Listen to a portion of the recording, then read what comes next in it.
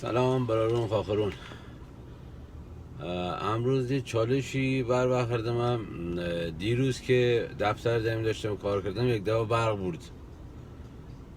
برد و من همجوری ساعت تقریبا یک دیگه یاد بکردم که کانتر بزنم یا مثلا لپتاپ برق اینا رو از سیستم جدا کنم این داستانا.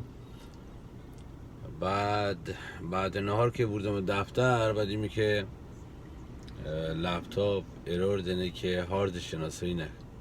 من 2 ساعتم بیام این بنده خدای دفتر که به اصطلاح مثل لپتاپ و بررسی کنه مشکلش چیه. متاسفانه نام کاسب ساعت 9 خوردی علش مغازه نمو اینا.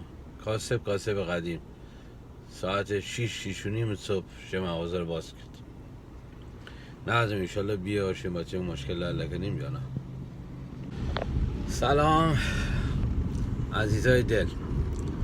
لپتاپ مشکل حل ظاهرا مثل اینکه بابت تنظیماتش بیه، چون بابت بعد قطعی برق تنظیمات بایو یا همچین چیزی ما رو بابت بدید که آقا با خاطر این، چون ما کلن کارمون وابسته به لپتاپ و نرم افزاره. چون مثل قبل ما طراحی نایمیم به صورت خودکار و رو کاغذ. طراحیمون دیگه الان با نرم افزار، پیش فاکتورمون با نرم افزاره.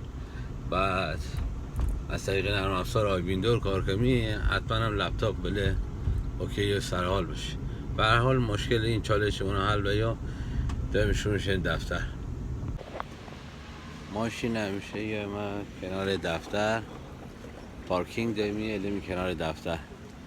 بعد از اینجا شما میشه دفتر همه عرضم حضور شما همین پارکینگ نزدیکی است. خب برارون خاخرون عزیز، همین الان بیام دفتر.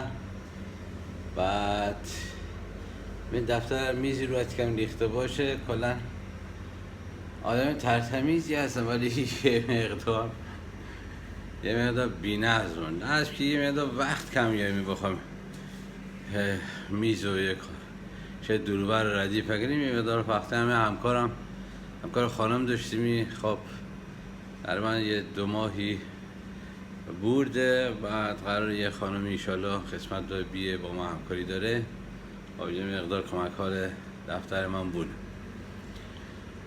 خب این از فعلا تا ساعت 11 صبح امروز. سلام خالصنی برارون خواهرون. کار تعطیل کردم دفتر دارم شما خانه نهار برم نهار بخورم. بعد از بله بورم حتی سر اندازه بایدم سعی کنم که اگه اونجا والا داستانی داشته حکایتی بیه فیلم برایم شوسته بلدم